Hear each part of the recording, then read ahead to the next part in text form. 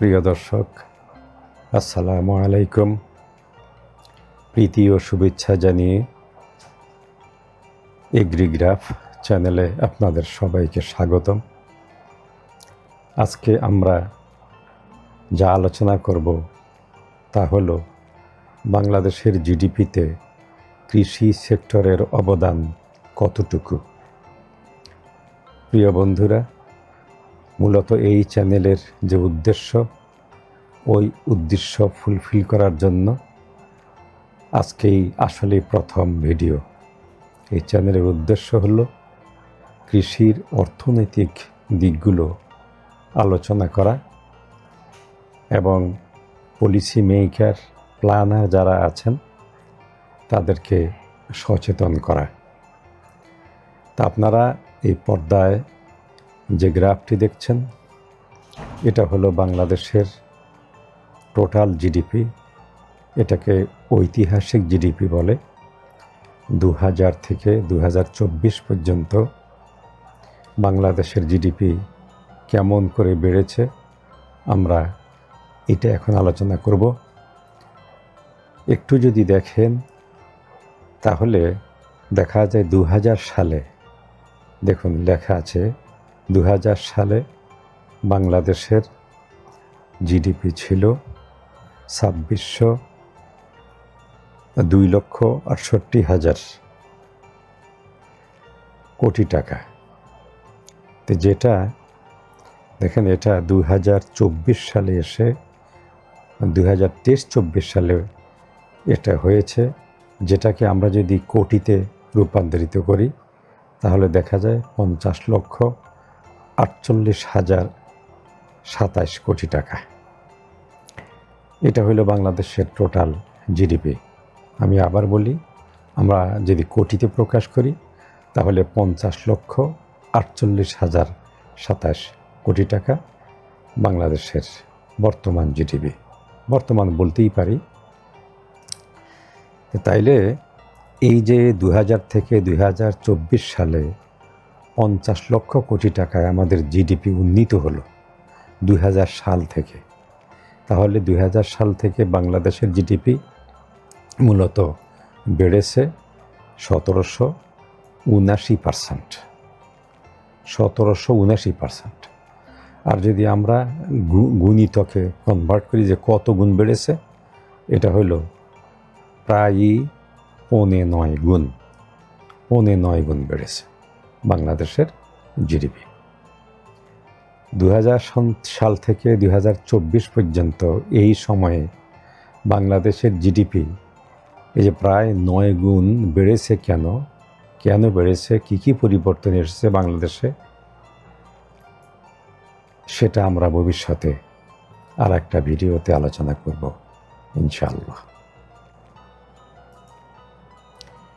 এবারে আসুন আমরা আলোচনা করি এই যে জিডিপি আমাদের 50 লক্ষ কোটি টাকার উপরে হলো, এটার গ্রোথ রেটটা কীরকম ছিল। এই যে গ্রাফটা দেখছেন 2018 থেকে 2024 এই সময়কার গ্রোথ রেট হলো যে প্রতি বছর 100 টাকায় কত টাকা হলো। ধরেন বিগত বছরে যদি জিডিপি 100 টাকা থাকে, তাহলে আমরা যদি 2019 সাল ধরি, 19 সালে এটা হয়েছে, 18 থেকে 19 সাল হয়েছে 160 টাকা 88 পয়সা। এটা হলো গ্রোথ রেট। দেখেন, আমরা যদি গ্রোথ রেটটা ফলো করি তাহলে দেখেন বাড়ছে, আবার কমছে, আবার একটু বাড়ছে, এরপরে কমে যাচ্ছে।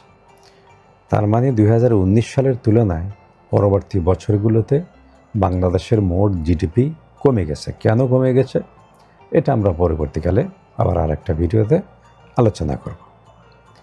এখন এই যে রেখাগুলো দেখছেন, এখানে যে ভ্যালুগুলো আছে, এগুলোকে ধরে যদি আমরা রিগ্রেশন করি যে আসলে আমাদের বাংলাদেশের যে জিডিপিটা বৃদ্ধি যে পাচ্ছে, এটা কেমনভাবে বৃদ্ধি পাচ্ছে, তাহলে আমরা এই রেখাটা পাব, রিগ্রেশন লাইন। যদি আমরা সরলভাবে ধরি যে সরলভাবে আসলে কমে যাচ্ছে সারলিকভাবে, তাহলে দেখা যায় যে 2018 সালের তুলনায় বা 19 সালের তুলনায় বাংলাদেশের জিডিপি অনেক কমে গেছে। ধরুন 7.88% ছিল, এখান থেকে প্রায় 4.5%-এ চলে আসছে। আপাতত আমরা এইটুকুই এই গ্রোথ রেট সম্বন্ধে আমরা জানলাম।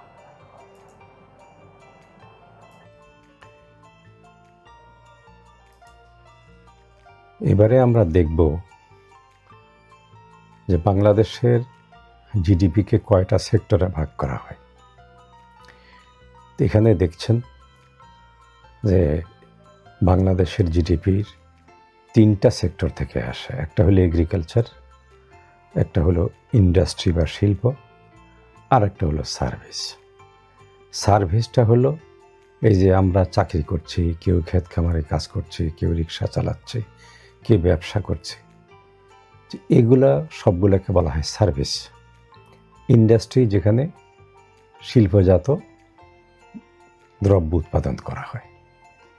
এগ্রিকালচার তো আমরা জানি কৃষি।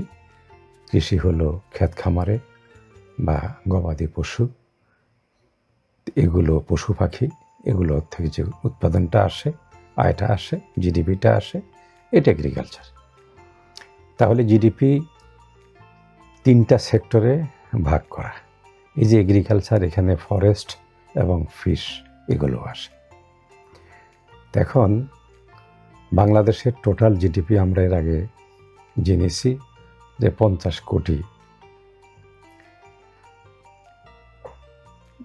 লক্ষ কোটি টাকার উপরে। এর মধ্যে এই যে 50 লক্ষ কোটি টাকা, এর মধ্যে দেখা যায় যে সার্ভিস যেটা বা সেবা, এই সেবা খাত থেকে জিডিপি সবচাইতে বেশি আসে।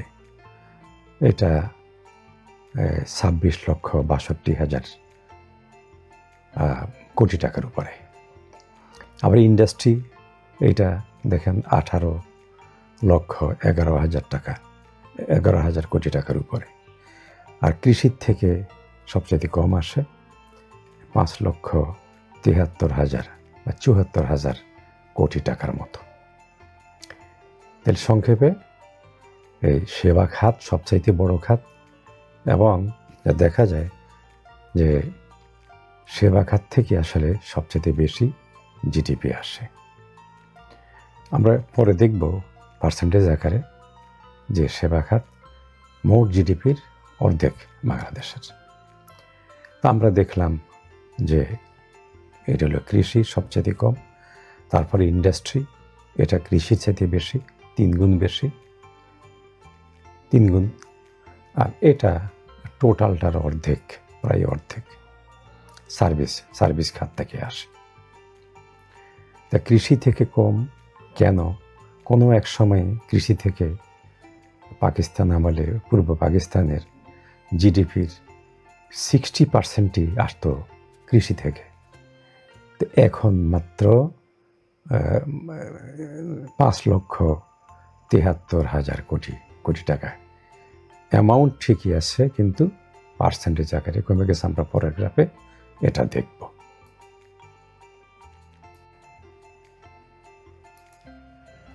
তো আমরা এবার দেখব এই যে 3টা সেক্টরের জিডিপি আমরা দেখলাম কোনটার কতটুকু আছে।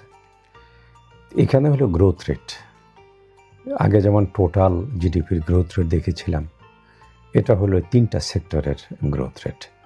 দেখেন, এটা হলো শিল্প, এখানে ম্যাক্সিমাম 12.7%, এটা 2018-19-এ। আবার এটা হলো সেবা খাত। সেবা খাতেরও ঠিক ওই সময়টাই সবচেয়ে বেশি ছিল, তবে শিল্প খাতের অর্ধেকের মতো গ্রোথটা ছিল, 6 something। আর সবচাইতে কম গ্রোথ রেট হইল কৃষি খাতের জিডিপির, এটা 4 বা 4-এর উপরে, অ্যারাউন্ড 4। কোনো বছর 2-এর কাছাকাছি, 3-এর কাছাকাছি নেমে আসছিল। তাহলে আমরা দেখলাম গ্রোথ রেট সবচাইতে শিল্পের বেশি, এবং তারপরে গ্রোথ রেট হলো সেবা খাতের, এবং পরে হইল সবচাইতে কম গ্রোথ রেট হলো কৃষি খাতের। তবে একটা মিল আছে, আমরা যদি রিগ্রেশন লাইন দেখি, এই যে গোল গোল, কী কালার এটা, গোলাপি কালার, তো এইটা দেখেন, এখানে বেশি ছিল, এখান থেকে আস্তে আস্তে কমে আসছে। তার মানে 2010-11 থেকে বাংলাদেশের যে 3টা সেক্টর আছে প্রত্যেকটারই জিডিপির যে গ্রোথ রেট, বৃদ্ধি হার বা জিডিপি বৃদ্ধি, এটা আস্তে আস্তে কমে গেছে। কেন কমে গেছে ভবিষ্যতের একটা ভিডিওতে আমরা জানব।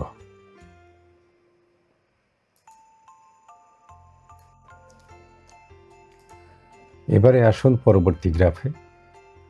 এর আগে আমরা দেখেছি বাংলাদেশের মোট জিডিপি কত এবং এই যে 3টা সেক্টরে কোন সেক্টরের জিডিপি কত 2024 সালের। তো ওখানে মোট জিডিপিটাকে 100 ধরে আমরা যদি ভাগ করি, এটাকে বলা হয় জিডিপি শেয়ার। এই যে এটা হলো সেবা খাত, এটা হলো শিল্প, এটা হলো কৃষি। এই 3টাকে যোগ যদি করি তাহলে 100ই হবে। দেখুন সবচাইতে বেশি জিডিপি হলো সার্ভিস সেক্টরের। আমরা বলেছিলাম প্রায় মোট জিডিপির অর্ধেক, এটা হলো 51%। এটা হলো শিল্প 34% এবং সবচাইতে কম হলো কৃষি। তো মূলত কৃষি থেকে যে জিডিপি আসে সেটা হলো ইন্ডাস্ট্রির জিডিপির 3 ভাগের 1 ভাগ, 1/3। আর সার্ভিসে এটা আসে অর্ধেকেরও বেশি। তাহলে বর্তমানে রাইজিং জিডিপি হইল সেক্টর হইল ইন্ডাস্ট্রি এবং সার্ভিস। সার্ভিসে সবসময় সব দেশেরই সার্ভিস সেক্টরের জিডিপি সবচেয়ে বেশি এবং ইদানিংকালে উন্নত দেশগুলো এমনকি অনুন্নত দেশেও বেশিরভাগ দেশেই ইন্ডাস্ট্রির এখন রাইজিং। এগ্রিকালচার খুবই অনুন্নত দেশ যেগুলো, সেগুলোতে এগ্রিকালচারের জিডিপি এখনও বেশি। আমাদের এখানে 11% বাংলাদেশের, কিন্তু অনেক দেশ আছে যেখানে এখনও 40-50% কৃষির জিডিপি। এখন কৃষির জিডিপি পার্সেন্টেজ কমে গেলেই কি কৃষির অনুন্নতি বোঝায়? না। ভবিষ্যতে আমরা আর একটা ভিডিওতে এটা আলোচনা করব।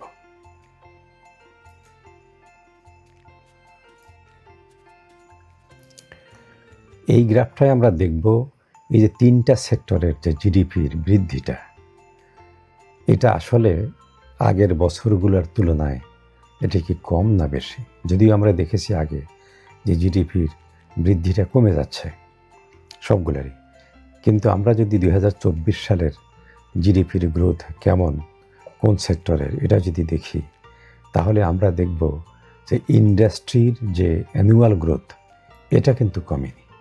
এটা এর আগের বছরগুলোর তুলনায় 34% বেড়েছে। আর এইটা হলো সার্ভিস সেক্টরের, এটা নেগেটিভ, আগের বছরের তুলনায় -5% কমেছে। এটা বৃদ্ধিটা অ্যানুয়াল গ্রোথ যেটা, এটা বাড়েনি বরঞ্চ কমে গেছে। আর এগ্রিকালচারের সবচাইতে বেশি কমেছে, এটা -30.7%। এগ্রিকালচারে কেন জিডিপির গ্রোথটা বেশি কমেছে এটা আমরা ভবিষ্যতের কোনো একটা ভিডিওতে আলোচনা করব।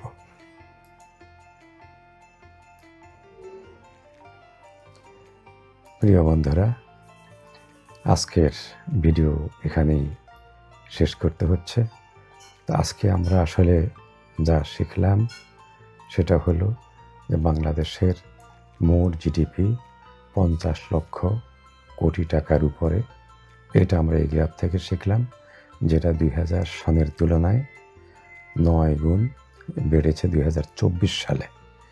এরপরের যে গ্রাফ, এখান থেকে আমরা শিখলাম যে বাংলাদেশের যে জিডিপির গ্রোথ কত, এটা 7-8-এর মতো ছিল, আবার কমে 4-এও চলে আসছে 2024 সালে 4%-এ। এরপরে আমরা আরেকটা শিখেছিলাম যে বাংলাদেশের জিডিপি 3টা সেক্টর থেকে আসে, কৃষি, শিল্প এবং সেবা খাত। বাংলাদেশের জিডিপির অর্ধেকই আসে সেবা খাত থেকে, আর ইন্ডাস্ট্রি থেকে আসে 34%, আর এগ্রিকালচার থেকে আসে 11%। এবং এখানে আমরা যেটা দেখলাম, সেবা খাত থেকে 26 লক্ষ কোটি টাকার উপরে আসে, শিল্প খাত থেকে 18 লাখ কোটি টাকার উপরে আসে এবং কৃষি খাত থেকে আসে মাত্র 5 লক্ষ কোটি টাকার কিছু উপরে। এগুলো আমরা আজকে জানলাম। এবং সব সেক্টরেরই জিডিপির গ্রোথটা এটা কমে যাচ্ছে 2010-11 তুলনায়। এবং আমরা এটা জানলাম যে মোট জিডিপির অর্ধেক আসে সেবা খাত থেকে, ইন্ডাস্ট্রি থেকে 34% আসে, আর এগ্রিকালচার থেকে সবচেয়ে কম আসে, মাত্র 11% আসে। এবং সর্বশেষে আমরা জানলাম যে এই যে 3টা সেক্টর, এই 3টা সেক্টরের মধ্যে সবচাইতে দ্রুত গতিতে জিডিপির গ্রোথ কমে যাচ্ছে কৃষি খাতের, আর সার্ভিস খাতেরও কমে যাচ্ছে কমার দিকে। তবে ইন্ডাস্ট্রি যেটা, এটার অ্যানুয়াল গ্রোথটা বাড়ছে, অন্য দুইটার তুলনায় শিল্প খাতের জিডিপি বাড়ছে। তো আজকে তাহলে এ পর্যন্তই। সবাইকে শুভেচ্ছা। আসসালামু আলাইকুম। ভালো থাকুন সবাই।